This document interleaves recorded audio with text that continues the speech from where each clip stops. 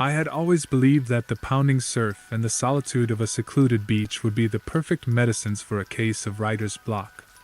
That's why, when I stumbled across the listing for a remote beach house on the rugged Oregon coast, I thought I had found a writer's paradise. Just me, the relentless ocean, and the unyielding calm that comes with isolation. The perfect setting to finally finish my novel. The host, a ruddy-faced man named Evan, greeted me with a nod more curt than friendly when I arrived. He helped me with my bags, his silence a heavy presence. We entered the quaint weather-beaten house, and when he handed me the keys, his eyes bore into mine with an intensity that caught me off guard. "Just one rule," he said, then hesitated, as if reconsidering whether he should go on. "Never walk on the beach after sunset." It struck me as odd, the sort of thing you tell a child scared of the dark. Maybe it had to do with tides or perhaps local beach laws. But when I tried to get more out of him, he only shrugged and mumbled something about the seaward side being a treacherous place when the sun dipped below the horizon. For the first few days, it didn't matter. My routine was simple: wake up, coffee, write until my head spun, then set out for a long walk on the sands, but always mindful of the sun's position in the sky. When I'd asked the few locals about the beach at night, they all clammed up and quickly found reasons to be elsewhere. Then came the night that changed everything, a week into my stay. I woke to the empty echo of a ship's bell, distant and forlorn. Confused, I peeked outside. There was nothing but pitch black and the moon's silver edge on the rolling waves. Then shouts, or what my sleep-addled brain told me were shouts, snippets of desperate cries. It was stupid, really, to go out there. Evan's warning came to me, almost a whisper carried by the wind, but my intrigue devoured any flash of common sense I had. With a flashlight in hand and my heart hammering in my chest, I slipped out of the house and into the cold night. The beam from my flashlight danced erratically as I made my way along the deserted beach. But there was nothing. No bell. No cries. No ship. Just the great dark sea and the feeling of something watching me from the waves. An inexplicable chill prickled my skin, and my breath caught in my throat. A sense of urgency washed over me, a primal need to flee back to the house. To safety. Without realizing, I ran, the cries and the bells now a mocking symphony in the wind. I shouldn't have looked back, but I did. The flashlight caught movement, an undulation not of water but of shadows, of figures swarming across the beach, transfixed on the void where I had stood seconds before. Panic seized me, a palpable force gripping my chest. I made it back to the house and threw myself inside, locking the door behind me. My hands were trembling, my mind reeling from the phantoms, or illusions, that had terrorized the night. Come dawn, I sat in a mess of nerves at the kitchen table, the event playing on repeat in my mind. Evan arrived soon after for a routine check-in. Upon seeing my state, his skin paled, and his eyes widened. I recounted the previous night's horrors between shaky breaths, and he listened, his mouth a thin, grim line. When I finished, he sighed heavily, the sound carrying the weight of a darker knowledge. "You heard them, then? The lost souls?" Evan said, his voice nearly a whisper. "It's an old story around here. A ship, the Eliza Battle, went down just offshore, 1800s, I think. They say the crew still searches for someone living to take back with them, to quiet the sea." I shook my head, unable to reconcile legend with reality. "It's a story," I spluttered. "A scary tale to keep kids from the shore at night." Evan only nodded slowly, as if to say he understood my disbelief, but his eyes told me he held convictions to which I was not privy. "The sea is a strange mistress. She keeps her dead within arm's reach," he said quietly, then added after a pause, "Maybe you should have heeded my warning." The scorn was implicit in his words, and it stung more than it probably should have.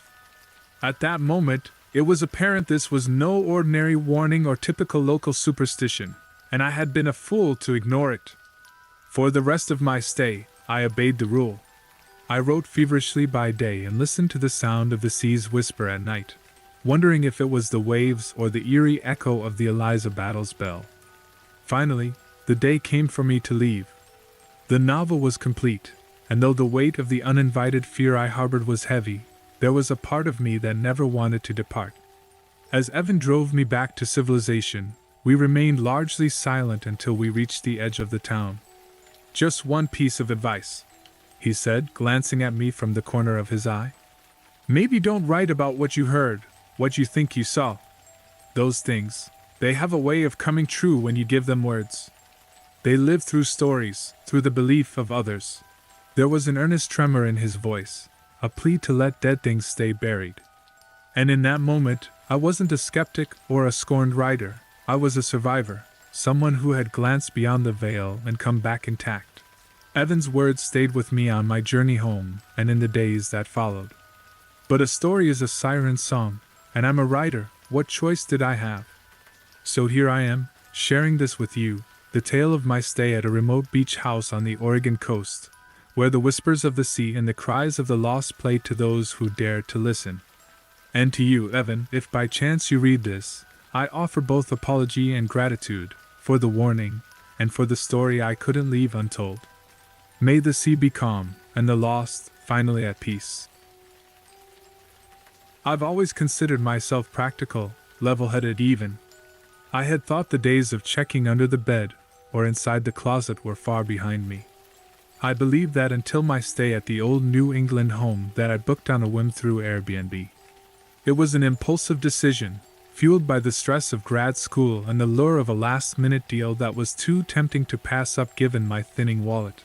The host had rave reviews, and the house, with its charming Victorian architecture, was too quaint to resist. Both the town's sleepy demeanor and the crisp autumn air that greeted me upon arrival were the patchwork of serenity I so desperately needed. However, the sense of peace began to erode the moment I stepped into my room. There, scattered around in a half-horrific, half-ornate display, were porcelain dolls. Rows upon rows of pearly-skinned figurines with little dresses and painted, frozen smiles. The kind of dolls that looked like they belonged in a grandmother's collection, rather than in a rental room for weary travelers. They were unsettling, with glassy eyes reflecting the dying sunlight in a way that felt eerily lifelike. Telling myself that I was overreacting and that it was just a quirky feature of an old home, I unpacked, purposefully turning a blind gaze away from the porcelain congregation.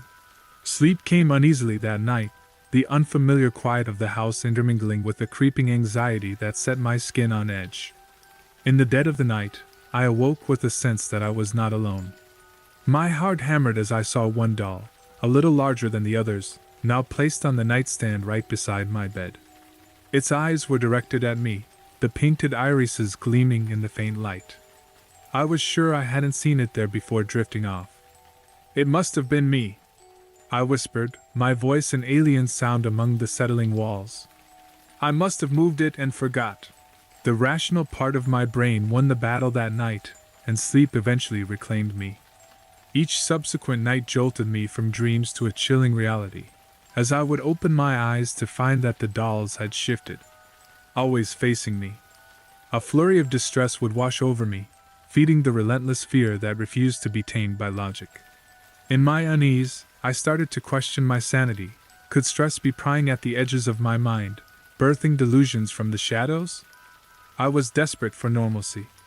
I texted friends and shared laughs, hoping their virtual presence could stitch the seams of my fraying nerves. Yet the disquiet persisted, dogged and unwavering. On the fourth night, the patter of rain against the wooden pane coaxed me into a porcelain doll-haunted slumber. I remember dreaming of mannequins waltzing in the dark, until a sharp coldness brushed against my cheek, tearing me from the velvet clutch of sleep. There, the largest doll sat perched on my pillow, mere inches from my face. This was no trick of the mind. The chill that traced my spine was an omen, a visceral warning that something unnatural was at play. There was no sleep after that.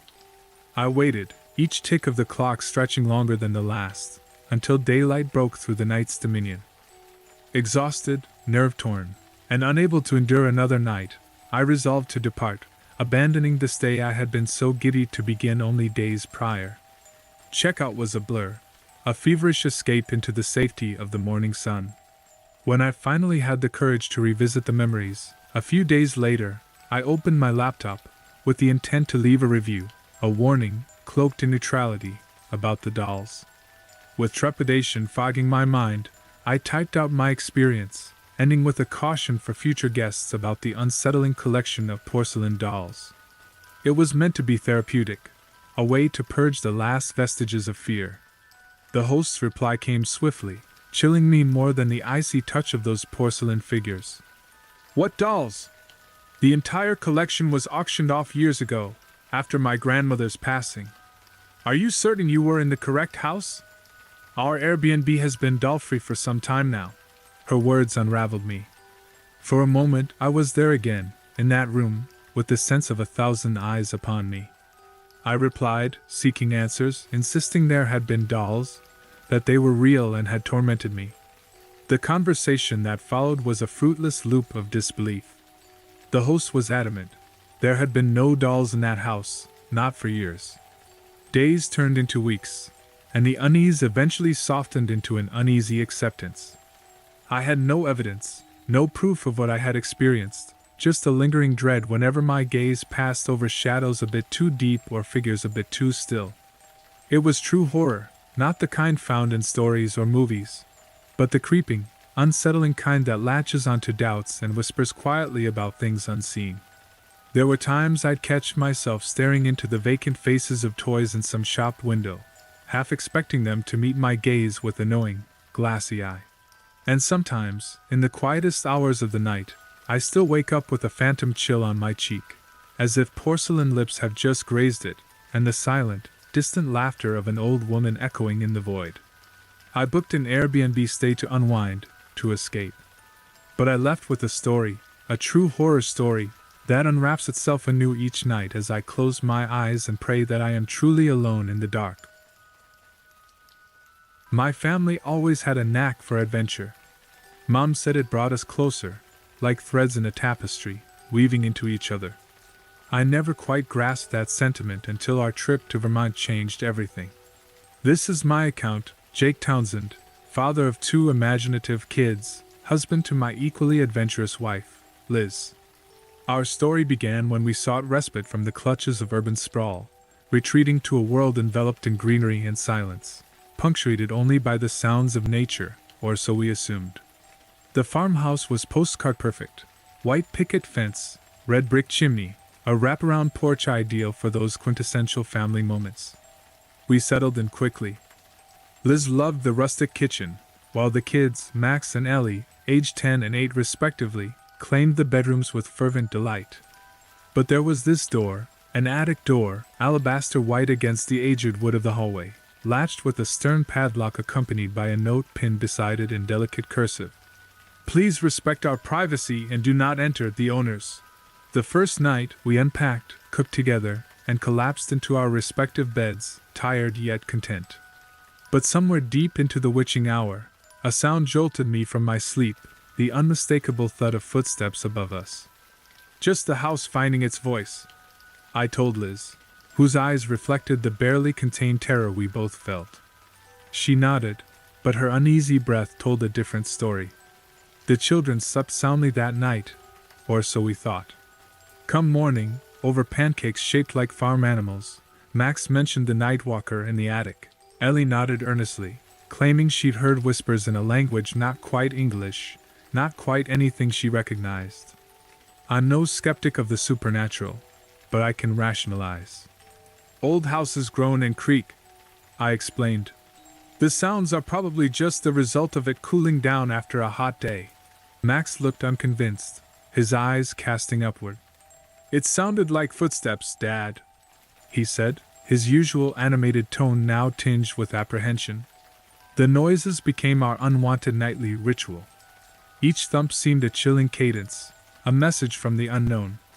Liz and I rationalized it as best as we could, creatures in the walls, perhaps? But deep down, we feared something darker. The days, however, were a distraction filled with picturesque scenery. We went apple picking, hiked trails, and visited the quaint town nearby where locals greeted us with warm smiles that didn't quite reach their eyes. It was in town we heard whispers of the previous owners, a pair of brothers, one outgoing and the other a mystery, a reclusive figure seldom seen except at night when he wandered the town, until he vanished, assumed by the town to be dead. Caught up in the story, I asked casually about the mystery brother, but reactions were a tapestry of silence and swiftly changed subjects.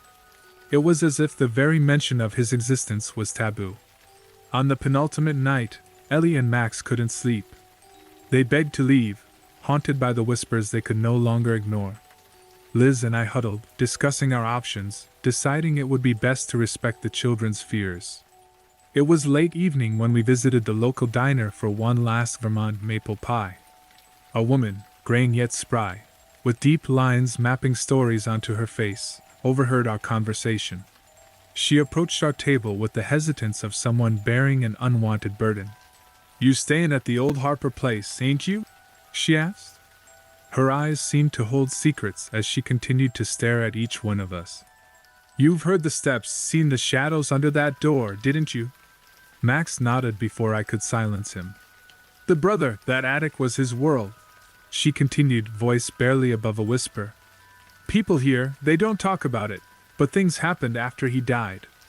Families staying there said they heard noises, saw things. Children were especially sensitive. Some say he's still up there, keeping to his ways, preferring his company to that down here." Cold chills ran down my spine. "Most folk here think it's just town folklore," she said, her eyes flickering with the doubt of a believer. "But I reckon there's more truth to it than they'd like to admit. The spirit of a lost soul can cling to what it knows, even in death." Returning to the farmhouse that final night, none of us could shake the sense of dread that clung to us like a second skin. I lay in bed, staring at the ceiling, listening as the thumps became increasingly frantic. Liz clutched my hand, her presence a small comfort in the growing fear. Morning couldn't come soon enough. We packed in a barely spoken agreement of haste, our movements quick and jerky like marionettes being tugged by an unseen force. I unlocked the front door and carried the luggage to our car parked under the wan light of dawn. The finality of our departure was punctuated by Max's scream. We rushed to find him in the hallway, his face pale, his eyes wide with terror, pointing toward the once padlocked door that now stood ajar. Every paternal instinct screamed for me to grab him and flee, but my legs refused, drawn toward the opening like a moth to flame. I approached the door with trepidation, the air growing colder with each step. What I saw beyond that door will haunt me for the rest of my days. A room covered in dust, with a rocking chair sitting still in the desolate silence of the morning. But the chair, it had imprints, as if recently vacated. Beside it, a small, moldy bed, and on the ground, an ancient photograph of the two brothers. The recluse's eyes on the photo bore into me, and I swear, in that moment, I heard a whispered plea for company in the silence. I closed that door with a conviction I didn't know I possessed and ushered my family into the car. As we drove away, the rising sun's rays seemed incapable of piercing the lingering shadows of the farmhouse.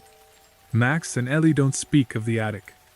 Liz and I, we share unspoken agreement to lock the memory away. But sometimes, in the dead of night, I still hear a distant thump like someone pacing above, and a cold breeze whispers through our home, chilling me to my core. That trip was supposed to be an idyllic escape to the countryside. Instead, it became a ghostly tale etched into the fabric of our family, one that, I fear, has followed us back from the depths of that locked, forlorn attic. As much as I enjoy traveling, there is an electric thrill in embarking on a solo journey. It's both liberating and slightly unnerving to be solely reliant on your intuition, to make all the decisions without consultation. That's precisely where I found myself, pulling up to the cobblestone driveway of a stately Victorian mansion in Savannah. Savannah, with her weeping willows and age-old charm, holds stories in every fiber of her being, some delightful and some chilling to the bone. The mansion had been converted into a guest house, boasting of antique furnishings that promised to cocoon you in the town's rich history. I can still recall the way the moss hung off the old oak trees, watchful eyes shadowing the dim path to the entrance. I should have recognized the scene for what it was, an omen wrapped in southern beauty. That first evening, as the sun dipped below the horizon and dusk fell over the city, a picture-perfect beginning unfolded. The room I rented, suited for royalty, or so the listing boasted, was draped in velvety red fabrics and adorned with mahogany furniture that gleamed under the warm lighting. Tired from the long trip, I was looking forward to a peaceful night, and everything did seem perfect, too perfect as I later came to realize. I woke to a discordant symphony in the dead of night, the unmistakable shuffling of restless feet. It was accompanied by a hushed murmur, like two people sharing secrets meant to be swept away by the wind. My initial thought was practical. The walls must be thin, and I simply wasn't used to the sounds of an old house settling its bones. I cocooned myself deeper into the blankets, willing sleep to take me once more. Dismissing these anomalies became increasingly arduous as oddities began to stack up like play cards teetering on the edge. My toothbrush would wander from its assigned cup by the sink to the bathtub's edge. Books I had neatly stacked on the nightstand found new homes on the suite's velvet-cushioned chairs. Doors I was certain I had left ajar clicked shut behind me, their locks snapping with a distinct finality that raised the hairs on my arms. Chills slithered down my spine, a constant companion as the days trickled by. I wanted to chalk it all up to the mansion being an antiquated structure, but my gut twisted around a far more sinister explanation. By the third night, the disturbances sharpened. A persistent tapping at the window kept me awake, every glance toward the glass revealing nothing but my own anxiety-laden reflection. As the whispering continued, the sound met my ear with clear intent, a call with my name on its lips, a siren song that seemed to be learning more about me as the hours waned. On the fourth evening, dread settled over me with the weight of the humid Georgia air. The shadows appeared to dance, stretching their dark fingers toward me in my lonely state. I decided it was time to seek counsel about my experiences. I called the host, a genial enough man who had seemed amiable and forthcoming with local lore upon my arrival. I expected reassurance, or perhaps an offer to switch rooms, but what I received in return was a crashing wave of terror. "I'm sorry to hear about your experiences," he spoke, his voice the kind one uses to explain away the unexplainable. "You see, a couple of years ago, a guest claimed the very same things. They said they felt the presence of someone, or something, within those walls. That it communicated through objects and whispers in the night. They were so tormented that they barricaded themselves inside, not willing to leave the room, as if doing so would release a restless spirit upon them. They stayed until local authorities had to intervene." The blood in my veins ran cold as an unsavory truth unfolded before my mind's eye. My host continued in a softer tone. "Some say the mansion is haunted. Others swear it's nonsense. All I know is, whatever it is, it seems to have never left that suite." My breath caught in my throat, the previously dismissed occurrences amalgamating into a theorem I couldn't bear to solve. That very night, my sleep was punctuated with the sound of someone, or something, weeping softly in the chair by the corner. It wasn't simply a product of the wind, as I first tried to convince myself, because amidst the sobs, my name was called out in a distraught growl that seemed both distant and alarmingly near. The following morning, bleary-eyed and bone-weary, I packed my belongings with frenetic speed, ignoring the thumping above me like someone dragging furniture across the floor. When I tried to leave the suite, the door refused to budge, it was locked from the inside. Panic blossomed, filling my chest with its prickly bloom. It wasn't until I threw my weight against it with a desperate cry that it swung open, as if whatever held it shut finally relented, perhaps having grown bored of its sport. I left the mansion without looking back, leaving the door to that suite wide open, a silent invitation for whatever resided there to find another amusement. I never returned to Savannah, forever haunted by the echoes of whispers and the invisible caress of something unseen. In the end, the solo journey that beckoned me with the sweet promise of adventure had imparted a lifelong wariness of places that held too much history, too many whispers, and doors that locked themselves with sinister intent. Even now, in the quiet of my own home, I sometimes wake to find objects slightly out of place, accompanied by that dreadfully familiar whisper creeping along the edges of my consciousness. It's in these moments, I wonder if the presence from the mansion, having found me an entertaining guest, decided to leave with me, an unseen companion on all my travels henceforth. We laughed about it at first, you know? The idea of a haunted loft in the heart of downtown Montreal seemed like something out of a low-budget thriller we'd stay up watching, with one eye on the screen and the other on our phones. But for Megan and me, this place was going to be a temp haven, a trendy little retreat amid the buzz of the city. We found it on one of those short-term rental sites where the hosts would boast about their smart homes, from voice-activated lights to AI temperature control that learns your preferences. It sounded perfect. When we first stepped into the loft, the rush of the modern decor left us in awe. The host had left a note on the counter, alongside a complimentary bottle of red, detailing how to use all the tech. We had spent enough time around gizmos and gadgets in our everyday lives to think we'd get the hang of it pretty quickly. Our laughter echoed off the sleek, art-lined walls as we playfully argued over who got to play master of the domain with the home system first. I won, but only after promising to let Megan pick the first movie to watch on the enormous smart TV that occupied almost an entire wall. The weirdness started off small, a light flickering here, the sound system playing a subtle static between tracks. We chalked it up to a power surge or learning kinks in the smart system. After all, this was one of those ultra-modern spots where everything was interconnected. But that night, as we curled up on the feather-stuffed couch enjoying the city lights, the TV channels began to switch at random. We laughed it off as ghosts, or maybe someone nearby with a similar remote. But there was an edge to our chuckles as the faults seemed a bit too frequent to be chalked up as mere coincidences. The issue persisted, escalating with the lights turning on and off, casting large and ominous shadows across the room that would seem to play tricks on our vision.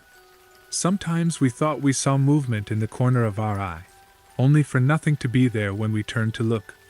We joked, nervously, about a haunted loft, pretending to scold the spirits with each quirk. I didn't want to admit it, but unease was setting in, clawing at the back of my mind. I joked about it less and less. And then we found the phone. It was our third night, I think. I dropped a pillow off the couch and reached behind it to find a phone, an older model, one that surely didn't belong to either of us.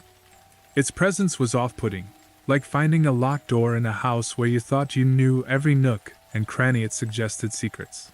We contemplated simply putting it back, not wanting to invade someone's privacy, but the possibilities nagged at us. What if it was something important? Or worse, what if it wasn't?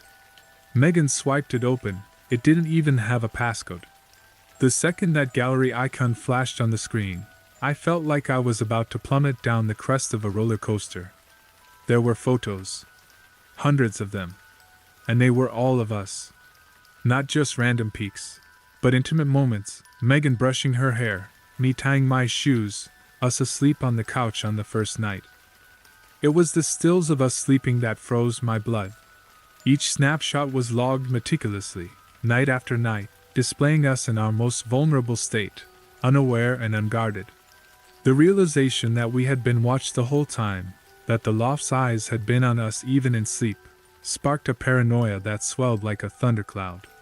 We called the police, our hands trembling, our shared laughter now long buried under the gravity of the invasion of our privacy. I remembered the dissonance of explaining to the operator about smart homes and hidden phones, the way my modern lingo seemed to clash with the primitive fear gripping my throat.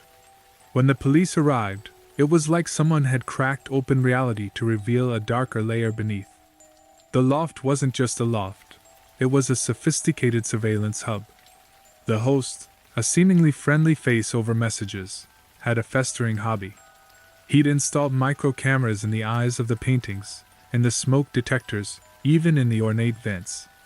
Every quirky flicker of technology, every channel hop, was him, lurking in the digital shadows, obsessing. The loft smarts weren't for convenience, they were for control. The smart home was his puppet, and we were unwilling actors on his stage. The police informed us that we weren't the first, but thankfully, now that we had found the phone he had hastily forgotten on his last visit, we might be the last.